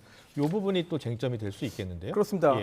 조금 전에 말씀드린 부분은 이런 예. 비상계엄의 선포나 확대라는 예. 이 통치 행위에 대해서 사법부가 판단할 수 있느냐 여부에 대해서 대법원이 한정적으로 가능하다라는 한정 적극 판단을 내린 것이고 예. 또 그렇게 심사를 한 결과 특정한 행위 등이 내란 행위에 해당한다라는 판단을 내릴 수 있다. 네. 또 그렇게 그런 예. 판단을 내린 것이 전두환 노태우 신군부에 대한 판단이라고 볼 수 있겠습니다. 그렇군요. 예. 김명수 기자도 혹시 네. 관련해서 취재 좀 했습니까? 변호사들 통해서? 네, 뭐 대통령의 담화를 봤을 때 뭐 제가 정치적으로 해석하기는 좀 어려운 게 있고 저는 눈여겨봤던 게 국회 출입을 막지 않도록 했다라고 주장한 부분이 있어요. 아마 이 얘기를 한 건 대통령도 국회 출입을 막는 건 뭔가 문제가 될 수 있다라고 판단한 것 같고 다만 포고령에는 또 정치 행위를 금지한 내용이 있지 않습니까? 네. 그렇기 때문에 이 포고령을 누가 썼는지 우리가 수사기관에서 좀 잘 파악을 해봐야 될 것 같고 사실 제가 이 담화문에 대해서 변호사들에게 의견을 물어보려고 전화한 건 아니고 대통령에 대한 수사 방향 그러니까 어떻게 수사를 해야 될지에 대해서 좀 궁금해서 전화를 해봤는데 오늘 담화 내용을 변호사들이 직접 언급을 하더라고요. 2명 정도가 오늘 담화를 보니까 대통령이 일단 혐의를 일체 부인하고 있고 그리고 증거를 인멸을 할 우려가 있어 보인다. 그래서 긴급 체포를 판단하는데 좀 허들이 하나 있었던 게 긴급성인데 긴급성이라는 퍼즐이 좀 맞춰진 것 같다라고 했어요. 그러니까 오늘 담화가 오히려 긴급 체포할 수 있는 요건을 마련해 줬다는 거예요? 그렇게 해석을 할 수도 있다라고 보더라고요. 어떻게 보셨어요? 네, 그런 해석 충분히 가능해 보이고요. 하지만 수사기관에서도 너무 성급하게 서두르기는 힘들어 보입니다. 왜냐하면 비록 긴급성이 당연히 인정될 가능성이 있다 하더라도 긴급 체포한 후에 48시간 내에 구속영장을 청구해야 하거든요. 청구하지 않을 경우에는 석방이 됩니다. 그런데 그렇게 해서 풀려난 경우에는요. 영장에 의하지 않는 한 같은 사유로 다시 긴급 체포를 할 수가 없어요. 이런 부분들 만약 그런 일이 발생한다면 대단히 큰 혼란이 벌어질 수 있고 그리고 또 구속영장을 신청 또는 청구해서 과연 발부되겠느냐. 또 발부된다 하더라도 그 후에 이 압수수색도 제대로 되지 않는 상황에서 구속영장을 가지고 과연 집행할 수 있겠느냐 등등의 굉장히 여러 가지 고민들을 수사기관이 하고 있을 것으로 보입니다. 제가 통화했던 변호사들도 그 한계까지 얘기를 해줬거든요. 네. 이제 법적으로는 일단 요건은 되는 것 같은데 한계가 있는 게 일단 긴급 체포의 경우는 영장이 없이 가야 되니까 물리적으로 충돌이 일어날 수밖에 없다. 예. 그러니까 경호처와 어떤 물리력이 충돌이 있을 수 있기 때문에 좀 그게 현실적인 어려움이고 또 체포를 만약에 하더라도 이게 사법기관의 어떤 승인이 없이 수사기관이 혼자 독단적으로 판단하는 거기 때문에 나서기가 어려운 부분 그리고 나중에 이게 혹여나 뒤집어졌을 때 윤석열 대통령 측에서는 오히려 경찰이 내란을 했다 이렇게 되치기를 할 수도 있다는 거예요. 그렇군요. 네. 예. 그런 여러 가지 얘기했습니다. 해석이 나오고 있는 상황인데요. 그럼 조금 전에 김영수 씨가 이야기한 그 오늘 윤 대통령의 담화 내용 중에 자신은 이제 국회 출입을 막지 않았다라고 이야기를 했는데 네. 앞서 특전사령관이라든지 관계자들은 본회의장 문을 부수고 국회의원을 끌어내라는 지시를 받았다고 했거든요. 네, 그렇습니다. 이거 서로 완전히 다른 말을 하고 있는 거예요? 사실 30분 정도의 굉장히 구체적인 내용이 담겨 있는 담화였잖아요. 예. 그런데 법적으로 뜯어보자면 예. 사실 상당한 부분에서 허점이 보입니다. 예. 특히 금방 반박할 수 있는 진술들이 상당 부분 이미 나왔거든요. 예. 그렇기 때문에 과연 법적으로 얼마나 의미가 있을지는 개인적으로는 좀 의구심이 드는데요. 예. 그렇다면 도대체 왜 그런 이야기를 했는지 여부에 대해서 짧게 좀 짚어볼 필요가 있어 보입니다. 예. 즉 지금 현재 문제가 되는 것은 앞으로 혹시 모를 그런 헌법재판소의 탄핵 심판이 되겠고요. 그리고 또 앞으로 진행될 것으로 예상되는 법원의 내란죄 등에 대한 재판이 될 겁니다. 네. 그렇다면 똑같은 행위가 정치적으로는 탄핵 사유가 될 수도 있고 또한 형사적으로는 범죄 행위가 될 수도 있는 것인데 핵심은 내란입니다. 예. 내란이냐 아니냐. 그리고 또 특히 형사적으로부터 내란죄냐 아니냐인데요. 제일 처음에 살펴봤던 사법심사 가능성 여부가 첫 번째 관문이 되겠고요. 예. 여기에 대해서 이거는 통치행위니까 사법심사 대상이 아니다라고 윤석열 대통령 측이 첫 번째 일단 장애물을 설치했습니다. 그런데 이거는 쉽게 돌파될 것 같아요. 예. 그래서 두 번째 단계가 뭐냐면 여러 가지 절차를 다 준수했다라는 주장을 할 테고요. 그리고 또 그 다음 세 번째 관문이 뭐냐면 바로 국헌 문란의 목적입니다. 그리고 네 번째 마지막이 제 생각에는 마지막이 될 것 같은 게 바로 폭동 여부인데요. 네. 오늘의 이 내용들 대통령이 내놓은 그 표현을 그대로 옮겨볼 경우에 국헌 문란의 목적을 좀 부정하기 위한 나는 국헌 문란의 목적을 가지고 있지 않았다라는 점을 부각시키기 위한 노력들이 보입니다. 그게 바로 조금 전에 진행자께서 시작하신 그 국회 문제인데요. 만약에 국회의원들이 이 탄핵 해제를 하지 못하게 막으려 했다면 또한 그런 행위를 막기 위해서 노력을 했다면 시도를 했다면 그 부분은 국헌 문란의 목적이 인정될 것입니다. 그렇기 때문에 국회의원들의 여러 가지 활동을 방해하려고 한 것이 아니다. 나는 질서 유지를 위해서 소수의 병력을 짧은 시간 동안 잠시 국회에 보냈을 뿐이다. 라고 상당히 좀 강변을 하는 것이고 또 하나가 국회 기능 정상화 목적이라는 말을 합니다. 즉 이게 국헌 문란의 목적이 아니라 국회에 대한 경고 목적 그리고 또 국민들께 망국적 상황을 호소하는 불가피한 비상조치 등등 이런 표현들은 국헌 문란의 목적을 인정받지 않기 위한 어떤 조치 노력이 아닌가라는 생각이 들고요. 또 국회의 질서 유지를 위해 군을 투입했다. 국회의 해제 요구를 즉각 수용했다. 즉각 철수를 지시했다.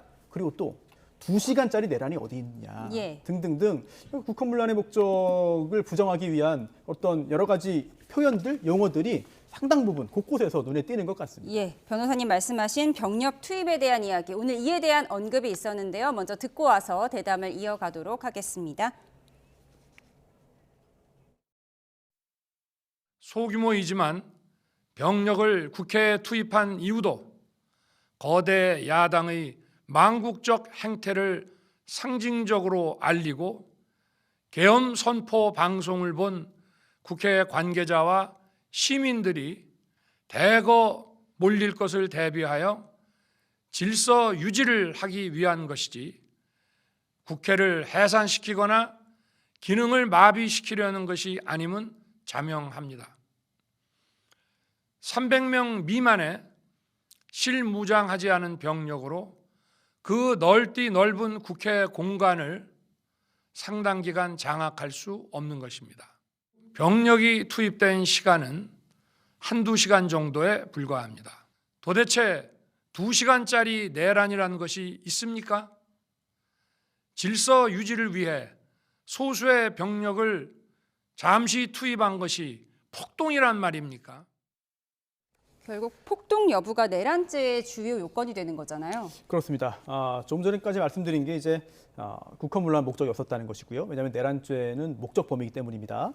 그리고 마지막으로 방어를 하려고 하는 것이 바로 이 폭동인 것 같아요. 왜냐하면 내란죄는 폭동을 일으켜야 됩니다. 폭동을 해야 됩니다. 근데 이 폭동이라고 하는 게 가장 넓은 의미의 폭행 또는 협박이기 때문에 충분히 인정될 가능성이 상당히 있어 보이는데요.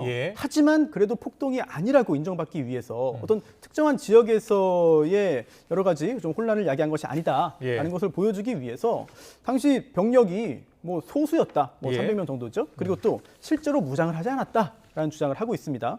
또한 병력을 실제로 투입한 시간도 한두 시간 정도에 불과하다라고 주장을 하는 것이죠. 그리고 상당 기간 장악할 수 없었다. 애초에 상당 기간 동안 장악할 수 없는 것이었다라고 주장을 하고 있는데 이것도 굉장히 중요한 부분입니다. 왜냐하면 전두환 노태우 신군부 판결 당시에 우리 대법원이 이렇게 말했어요.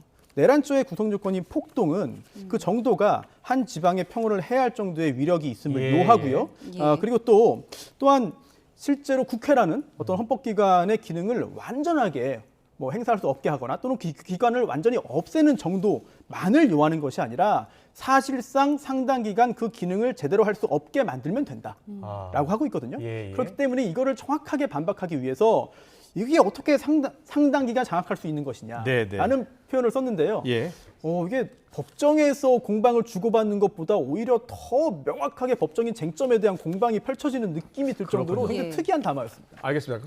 손수호 변호사가 이제 대통령 담화의 주요 내용을 좀 분석을 했는데 그동안요 군 지휘관들 실제로 이 계엄군을 투입한 지휘관, 장병들 특히 이제 군 지휘관들의 증언이 국회에서 계속 있었잖아요. 그렇습니다. 그 증언하고는 좀 다른 것 같아요. 그때 군의 증언은 어떤 거였습니까? 일단 가장 최근에 들어온 소식을 보면 경찰에서도 나왔죠. 조지호 경찰청장 구속영장이 신청이 됐는데 대통령이 6차례에 걸쳐 전화해서 국회의원 체포하라고 지시했다. 6차례에 걸쳐서 전화해서 체포하라고 지시했다. 그렇게 경찰에 진술한 걸로 알려져 있고요. 그리고 앞서 곽종근 전 특수전 사령관도 비슷한 얘기를 했습니다. 국회의원들 다 끄집어내라 이렇게 지시했다는 거예요. 그리고 그에 앞서서는 홍장원 전 국정원 1차장 또 대통령이 전화해서 싹 다 잡아들여라, 정리하라 지시했다는 얘기를 했고요. 하나 더 봐야 될 건 방첩사 있지 않습니까? 방첩사의 수사단장 김대우 수사단장이 국회에서 한 증언입니다. 이건 여인영 방첩사령관이 수방사 구금시설을 준비하고 체포를 지시했다. 그리고 수방사에 있는 비원 벙커에 구금시설을 확인하라고 했다고 진술을 했습니다. 여기에 정치인 14명의 이름을 알려줘서 메모를 했고 그걸 압수수색하는 측에게 넘겨줬다라고 얘기를 합니다. 그렇군요. 자, 요약 정리를 잘 해주셨는데 손수호 변호사님 이게 이제 결국은 만약에 이제 탄핵소추안이 통과가 돼서 헌재에서 판단을 하려면 이제 증언이 엇갈리고 있는 거잖아요. 그렇죠. 뭐가 쟁점이 될 것 같습니까? 오늘도 계속 지금 짚어보고 있죠. 과연 이게 정당한 대통령의 권한 행사이냐, 아니면 그렇지 않고 우리 법에서 금지하고 있는 당연히 엄하게 처벌하고 있는 그런 내란 행위냐. 비상계엄 헌법에 보면 국회 부분은 빠져 있단 말이에요. 근데 지금 그렇습니다. 포고령에는 국회가 들어가 있고요. 그리고 대통령이 이렇게 지시했다라는 지금 진술이 나오고 있는 거고요. 네, 맞습니다. 굉장히 중요한 부분인데요. 아무리 통치 행위를 하더라도 그 부분이 문제가 있으면 우리 사법기관이 판단할 수 있다는 예가 있습니다. 그건 부정할 수 없는 것이고요. 다만 구체적으로 누가 어떠한 행위를 한 것이냐를 밝혀내야 되는 것이고 그리고 또 대통령에 대한 탄핵 여부를 만약에 판단하게 된다면 대통령이 무엇을 했느냐 정확하게 밝혀내야 됩니다. 그런데 헌법재판소에서 이 부분에 대한 여러 가지 확인 작업들을 거칠 수 있는 것이고요. 그리고 또 그와 함께 수사도 사실은 같이 동시에 진행될 것으로 예상됩니다. 대통령에 대한 수사가 아니라 하더라도 관련자들에 대한 수사는 이미 상당 부분 진행이 되고 있고 또한 신병도 확보되고 있고 또한 압수수색도 철저히 진행이 되고 있기 때문에 국회에 대해서 어떠한 명령을 내렸느냐, 국회에 대해서 어떠한 조치를 취하라고 구체적으로 지시했느냐, 그게 언제 누구에게 어떠한 내용으로 내려갔으며 그게 과연 어느 정도로 시행되었느냐 등등등이 굉장히 중요한 지점이 될 것으로 보입니다. 근데 이렇게 국회의원 체포하라고 했다 이런 지시 증언이 쏟아지고는 있는데 오늘 담화에 이 부분에 대한 내용은 빠졌어요. 이게 나중에 헌재로 갔을 때 뭔가 불리하게 작용할 수 있다 이런 의미로 봐야 할까요? 그래서 정치인, 뭐 대통령도 정치인이니까요. 정치인의 어떤 그 정치적인 담화라고 보기보다는 본인에게 유리해 보이는 부분들에 집중을 해서 뭔가 좀 그런 기능을 상당히 좀 강조한 오늘의 메시지가 아닌가 현재 싶어요. 변론 요지 같았다. 네. 야당에서는 이렇게 얘기하더라고요. 그렇습니다. 마치 법정에서 양측의 공방이 이루어지는 것 같은 느낌이 들어서 자칫 좀 불리해 보일 만한 그런 부분들에 대해서는 아예 언급을 하지 않았거든요. 거기에 대해서 어떤 반박을 하거나 또는 변명을 하거나 아니면 다른 어떤 근거를 제시한 것이 아니라 아예 언급을 하지 않았다. 이런 부분들은 사실 전체적인 맥락에서 오늘 이 담화의 어떤 담화 내용에 대한 어떤 그 신빙성이라든지 여기에도 영향을 미칠 수밖에 없는 상황인 것 같습니다. 알겠습니다. 계속해서 관련 수사 속보 좀 물어보겠습니다. 김영수 기자, 지금 경찰이 어제 대통령실 압수수색을 사실상 하지 못했잖아요. 그 어제 오전 11시 반쯤 이제 대통령실에 있는 민원실에 경찰들이 도착을 했고요. 다시 시도 안 합니까? 어떻습니까? 일단 그거는 검토를 좀 해본다고 합니다. 이게 어떻게 된 거냐면 대통령실에서 군사상 비밀 등의 이유로 거부를 했는데 그래서 임의 제출을 받았습니다. 근데 경찰 입장에서는 이게 너무 극히 일부다라고 해서 일단 임의 현장에서 제출로 받기는 받았습니까? 받았는데 그게 극히 일부라서 경찰은 유감이다, 굉장히 유감이다라는 입장을 밝혔습니다. 그런데 저도 뭐 취재를 오래 한 건 아니지만 취재하면서 이런 경우를 좀 처음 봤는데 압수수색 영장에 좀 제한되게 그 자료를 압수할 수 있도록 표시가 돼 있다고 합니다. 경찰 설명에 따르면 장소 특수성 등을 감안해서 임의 제출 불가능하면 허락에 따라서 압수수색을 하라고 돼 있다는 거예요. 이게 뭐 관련 법에 따른 거라는데 형사소송법 111조를 보면 쉽게 설명하면 비밀이면 관공서 승낙 없이 압수하지 못한다 이렇게 돼 있어요. 그래요? 그런데 이게 1항이고 2항에 보면 중대한 이익, 국가의 중대한 이익을 해하지 않으면 또 내주게 돼 있거든요. 그런데 일단 대통령실에서는 이 1항에 대한 부분 때문에 자료를 내주지 못하고 임의 제출만 한 걸로 확인이 됐습니다. 그렇군요. 손소 변호사님, 과거에도 이 대통령실 압수수색 시도가 있었어요. 맞습니다. 근데 과거 물론 청와대였습니다. 청와대 그동안 압수수색은 어떻게 진행됐습니까? 네, 박근혜 전 대통령 탄핵 당시에 그때도 영장이 발부가 되었고 또한 영장을 집행하기 위한 시도를 했는데요. 당시 청와대에서 응하지 않았습니다. 사실 응한다는 것 자체가 표현이 좀 약간 정확하지는 않겠습니다만 허락하지 않았습니다. 들어오는 것을 진입을 허락하지 않았죠. 그래서 당시에 든 근거는 군사상 비밀이었거든요. 그래서 형소법 110조에 보면 군사상 비밀을 요하는 장소는 그 책임자의 승낙 없이는 압수 또는 수색할 수 없다라는 규정이 있고 따라서 그러한 규정을 근거로 당시에 이 영장에 대한 집행이 이루어지지 못한 전례가 있습니다. 그래서 오늘도 언론 보도를 보면 대통령실이 당혹해하고 있다라고 하면서도 대통령실의 입장을 보면 과거 전례에 따라서 대응하고 있다라고 말을 했는데요. 아마도 대통령실이 말한 그 전례라는 것이 박근혜 전 대통령 당시 청와대에 대한 압수수색 영장의 집행이 이루어지지 못했던 부분, 그리고 그 당시에 그러한 집행이 이루어지지 않았음에도 불구하고 후속적으로 여러 가지 법적인 책임까지 이어지지 않았던 부분까지 두루 고려해서 현재 대통령실이 대응하는 것으로 보입니다. 경찰의 대통령실 압수수색에 대해서 알아봤고요. 지금 검찰은 국무위원 중에서 처음으로 조규용 보건복지부 장관을 소환했잖아요. 피의자 신분이라고요. 그렇습니다. 검찰이 조규용 복지부 장관을 불렀습니다. 피의자 신분이고요. 3일 이제 계엄령이 검토됐던 그 국무회의에 참석했던 국무위원 가운데 한 명입니다. 국무위원 11명 참석했다면서요? 그렇습니다. 그 중에 한 명이고요.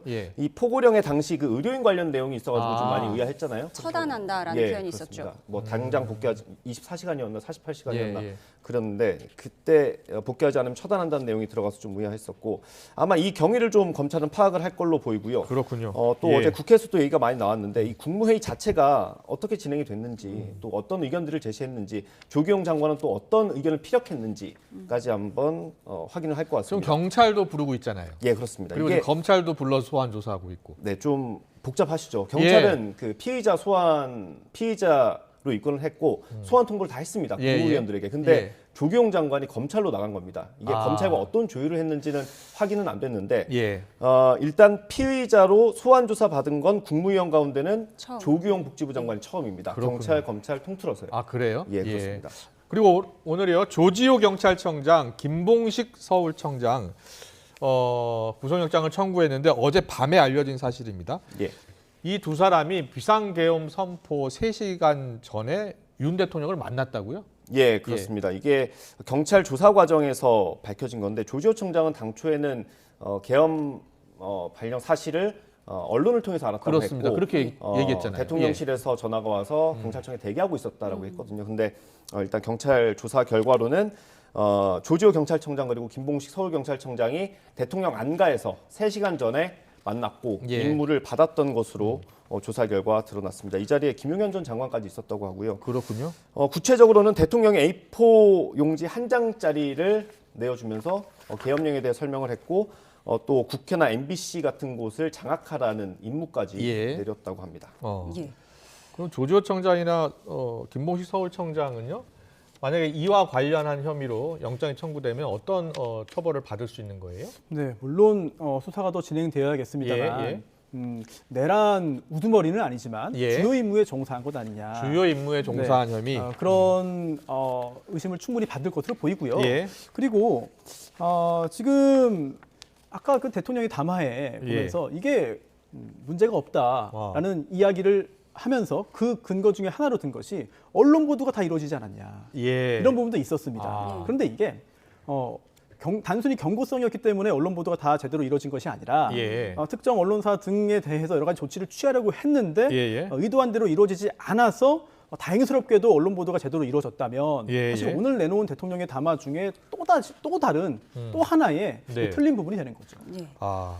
보완 설명을 하나만 하면 조지호 경찰청장과 김봉식 서울청장의 혐의가 그 전 국방부 장관 혐의가 똑같습니다.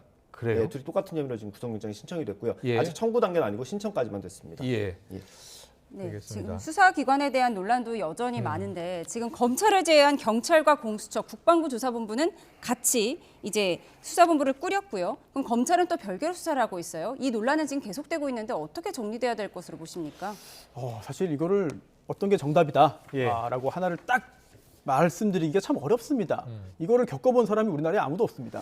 누구도 없어요. 지금 경찰도 검찰도 수도방위 사령부를 같이 압수수색하고 있다고 합니다. 네, 여러 가지 혼란스러운 상황이 되고, 근데 이게 수사 과정에서의 혼선, 또 그로 인한 수사가 제대로 이루어지지 못하는 부분에 대한 걱정뿐만 아니라 결국 나중에 재판으로 갈 텐데요. 형사 재판에서 증거는 대단히 중요하고 또한 그러한 증거의 위법성 여부는 더더욱 중요합니다. 혹시라도 절차를 제대로 준수하지 않아서 특정한 증거의 증거 능력에 문제가 생긴다면 굉장히 좀 큰 차질이 생길 수 있거든요. 이런 부분들 혼란이 생기지 않도록 조율이 필요한데 그러한 조율을 해야 되는 대통령실, 정부가 사실은 이 수사의 대상이거든요. 그러다 보니 정말 이러지도 못하고 저러지도 못하는 혼란스러운 상황이 앞으로 당분간은 이어질 것 같고 그러다 보니 특검법이 통과돼서 뭔가 하나로 정리되는 상황이 이루어지지 않으면 혼란은 계속될 것 같습니다. 알겠습니다. 오늘 말씀 여기까지 듣겠습니다. 지금까지 김영수 ITN 기자 또 손수호 변호사와 함께했습니다. 잘 들었습니다. 고맙습니다. 고맙습니다.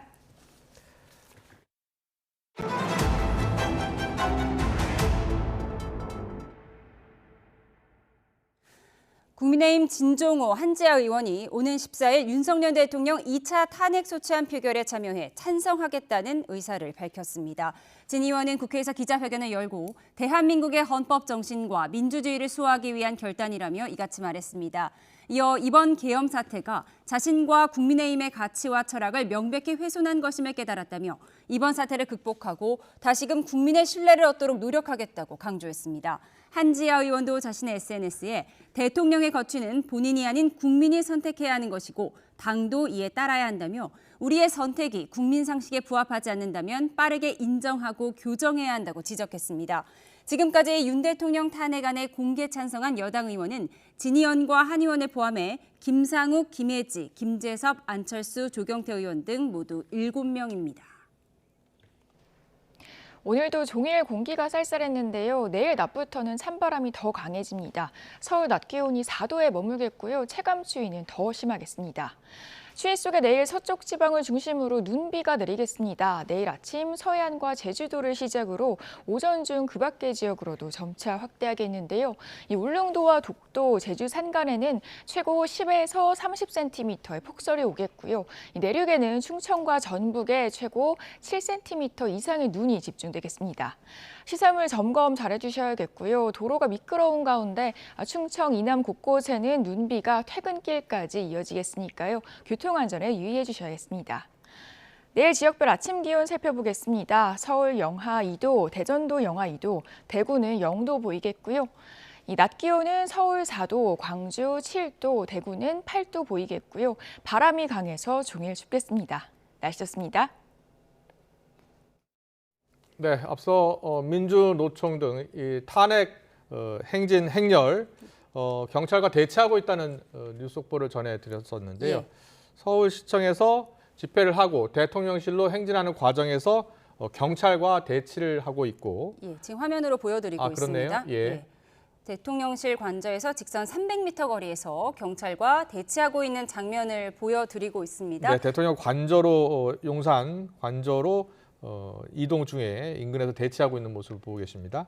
예, 다시 한번 전해드리겠습니다. 민노총 등의 탄핵 행진으로 대통령 관저 인근에서 대치하고 있는 화면을 보여드리고 있습니다. 대통령 관저에서 직선 300m 거리에서 경찰과 대치하고 있고요. 서울시청에서 대통령실로 행진을 했고 이후 관저 인근으로 이동한 상황입니다. 네, 관련 소식은 이어지는 시간에 좀 더 자세히 전해드리겠습니다. 네, 목요일 뉴스원 여기서 마치겠습니다. 함께해 주신 여러분 고맙습니다.